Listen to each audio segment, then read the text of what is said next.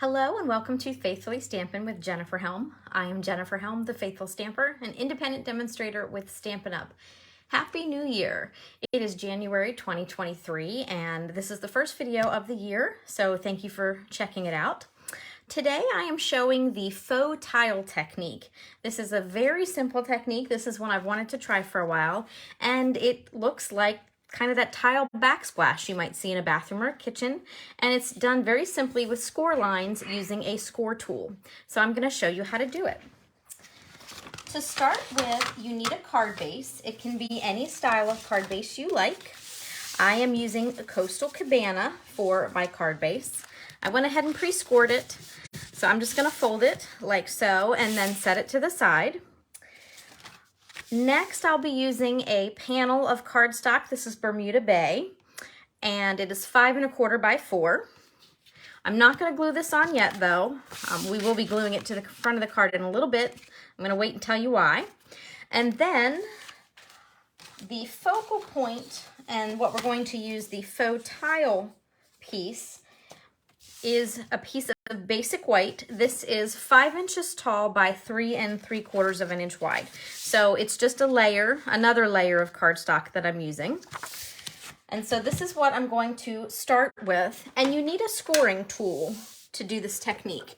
Now it can be the simply scoreboard like this, or you can use your paper trimmer scorer and just use the score blade. They both work, so it's up to you which one you would rather use. So I'm going to take my piece of basic white and put the 5 inch side at the top, and I'm going to kind of snug into the corner and hold it still. I'm going to grab the stylus that comes with the board, and I'm going to use the wider end. There's a narrow end and a wider end, and I'm going to use the wider end. I want firm pressure. I don't want to really dig into the paper because I don't want to tear it, but I want deep lines so that I get that faux tile look. Now, I'm a little particular. I like symmetry. I want my score lines to be even. So I'm going to start in the middle at the 2.5 mark and go from there. So here's my 2.5 line, and I'm just going to drag my stylus down the groove there. And I've decided for this card that I want my score lines to be 3 3/4 inch. Not 3 3/4. I'd run right off the paper. 3/4 inch square. So I'm going to measure over 3/4 inch and score, and then just repeat till I get to the end of the paper. I am going to have a tiny little strip here at the bottom, and that's okay. And then I'm going to rotate it and just do the same thing. And I just go over them twice so I can make sure I'm getting nice grooves. Then I'm going to take this and turn it, rotate it, doesn't really matter which direction, but so that the short side is at the top. And again, 3/4 inch. So I'm going to hold my paper here in the corner and score, and then continue across the paper. I will not have that extra little score line on the sides, just the top and the bottom, and that's fine. I'm happy with how that looks. So that's all the scoring I have to do. My scoreboard can go back to the side. And so next up is stamping. For this design, I chose Seaside Bay. This is one of our newer stamp sets. I wanted a stamp set that was not completely outline stamped, but not completely filled in as well. So these images are very good for that. And I'll show you some samples at the end as well. And then my verbiage tonight is coming from the Very Best Occasions stamp set. I'm using the Happy Birthday and the Sending You Smiles for Every Moment of Your Special Day. There are lots of different sentiments in this set, but I'm going to use those birthday ones. So since I'm going to be stamping off the paper, I'm going to grab some scrap paper to work on. You want to make sure that your lines that are indented are facing up. So if you flip it over and you can see these lines are a little more raised, make sure those are down on your table. And that way, that'll give you that faux tile look. So I have 4 different colors of ink I'll be using. I don't know how you like to do your stamping if you're doing a design like this. I tend to work most of the time a stamp at a time so I get the design to look the way I want. But if you prefer to kind of do all over with one stamp and then fill in, do whatever works for you. I promise this won't take forever. So I'm using Bermuda Bay ink, and I'm going to start with my crab. And then Coastal Cabana for my oyster shell.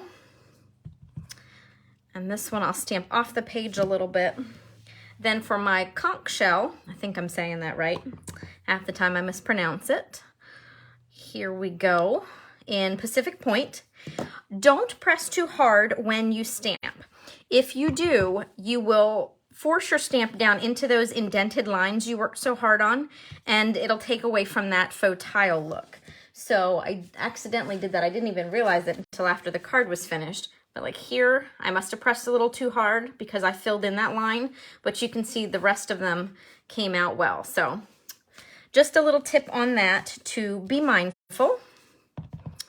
And let's see here.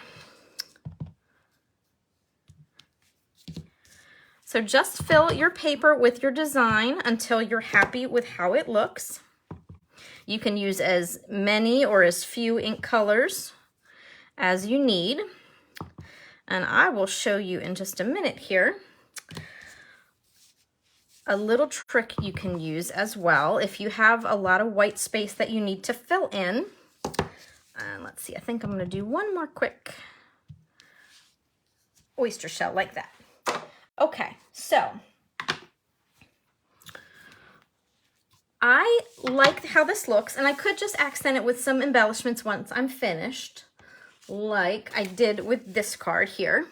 You can just see I used some festive pearls. I'm going to try something different, so I want you to see what I did. I grabbed from that Seaside Bay set this smattering stamp. I don't know what you want to call it. Speckle, sploosh, kind of looks like sand. So it depends on what the stamp set is, what I call it, but I guess it's a little spray of sand. I'm going to use this and Granny Apple green ink to fill in around some of these designs and just take away some of that white space. So if you like the white space, leave it. If you're not sure, grab any kind of sploosh or speckle like this and just fill in. You can stamp off or stamp twice here to get some different looks. Up to you how you want to work it. And let's see, I think I'm going to call that good right there. So this panel is finished.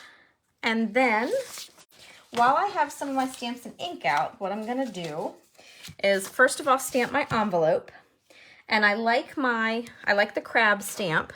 I live on the East Coast of the US, so we're very big into crabs and ocean life here. So there is my Bermuda Bay crab on my envelope. And then I have a panel of basic white for the inside of my card. This is 5 1/4 by 4. So I'm going to stamp in Bermuda Bay ink again, but this time my sentiment for the inside of my card.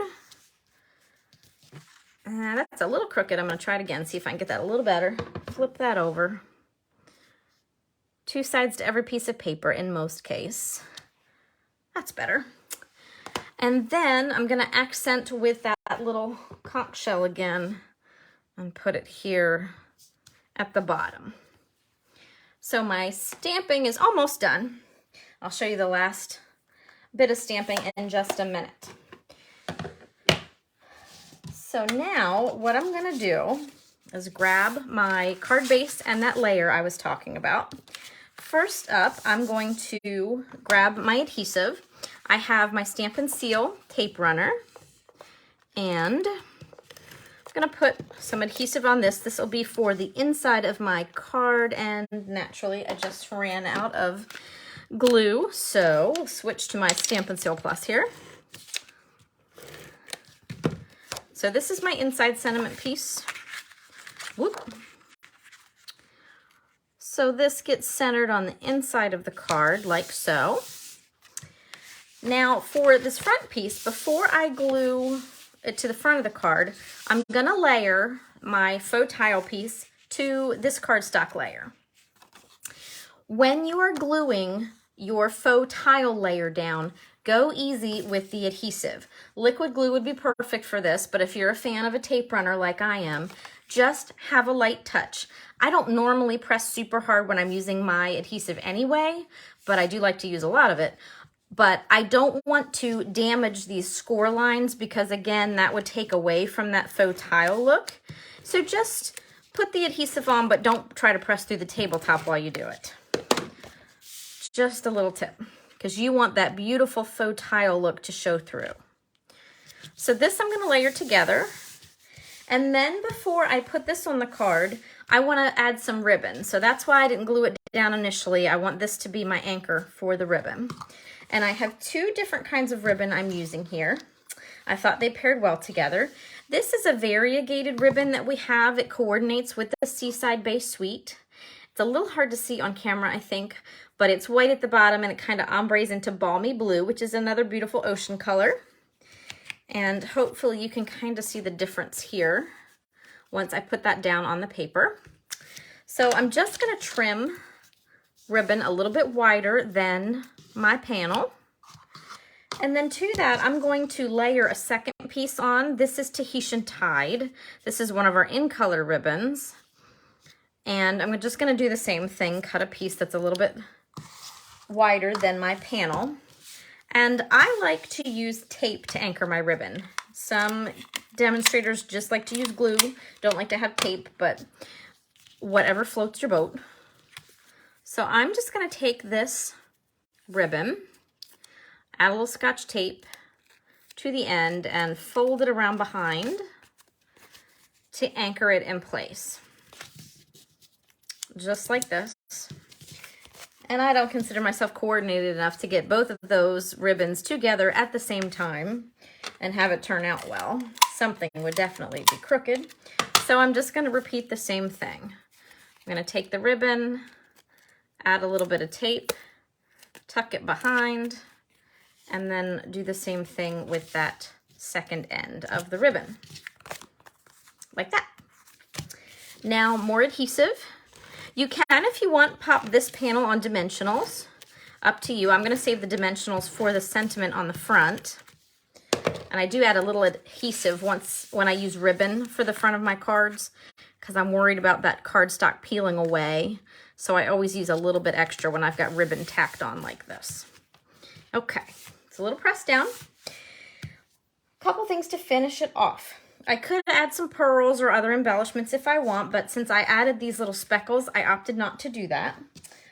I want to take a piece of basic white, and I'm going to grab my Label Me Fancy punch, and I'm going to stamp the Happy Birthday sentiment. Ooh, got a major case of the dropsies today. So I'm going to stamp this here. That was in Bermuda Bay ink. And then this paper goes into the punch. And there's my label. Now, I could, if I wanted, just proceed from here and glue this onto the front. But I wanted it to stand out a little bit more. I could edge the edge of the label here with some ink, with a sponge dauber, but I didn't feel like fooling with that. So I want to show you a quick tip on how to extend the size of your label. To do that, I'm going to take some Bermuda Bay cardstock and the same punch, the Label Me Fancy, and I'm just going to punch 2 more labels. And then I'll show you a neat little trick to do with these. If you do not have a consultant you are already working with and you would like a paper copy of a catalog, especially because we have a brand new catalog and a celebration brochure, feel free to reach out to me. I'd be happy to mail you a paper copy, but you can always check out my website for any specials that Stampin' Up! Has going on currently. All right, so I'm going to take these Bermuda Bay labels and a pair of scissors. One label I'm going to cut in half this way. So I've got 2 short pieces. And then the other one I'm going to cut in half long ways. And then I'm kind of going to piece them together like a puzzle to extend my label. So I usually start with the ends. I'm going to take my adhesive. You can use liquid glue for this as well, but I definitely favor this tape runner. So I'm going to line up the top and the bottom, but leave a little on the end showing, so I've got a nice little border. Hardest part here is trying to get it even. And I could, and sometimes depending on the card, I will just leave it like this and attach it to my card this way, kind of to give it a partial frame. But I want to add some color to the top and the bottom to really make it stand out. So I'm just going to come back with my adhesive, hit the top and the bottom on my label, and then position my label on the little half pieces. Hopefully you kind of follow along with what I'm doing here. And again, this is the trickiest part, trying to line it up so things are straight and look nice. But if you get it right, look, I created a cute little frame for that. And now I'm happy to have this on the card, and it shows up a little bit nicer. Looks nice, right? So I'm just gonna grab some dimensionals. I'm using mini ones because I don't want them to stick directly to this ribbon since it's a little on the wide side. I'm going to put these dimensionals as close to the edge as I can so that my ribbon will fall in between them and hopefully stay secure to the card, and this label will stay secure to the card as well. So dimensional backing's peeled off. And then, let's see.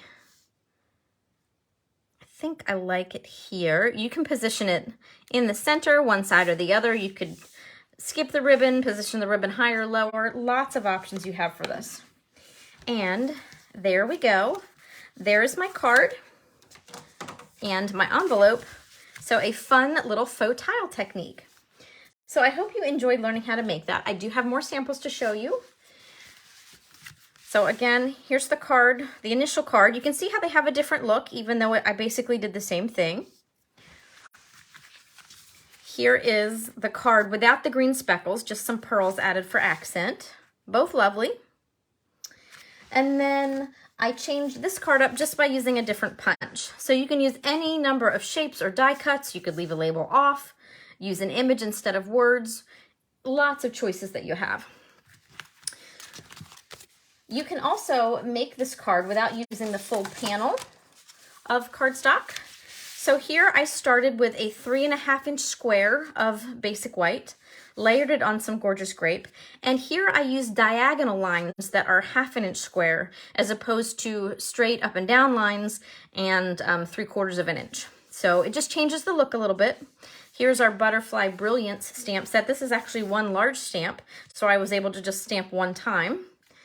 Added my sentiment. I raised this panel on dimensionals, no ribbon on this one, and there's the inside. I made a similar card. On this one, lines are perpendicular, I think that's the right term, or parallel, no diagonals, and I opted to put a focal point here instead of ribbon or a sentiment punch. I stamped the small sunflower, added a bit of color just so it kind of draws your eye, and then there is my card. And then last but not least, you can definitely take this card and turn it so it is more of a horizontal orientation.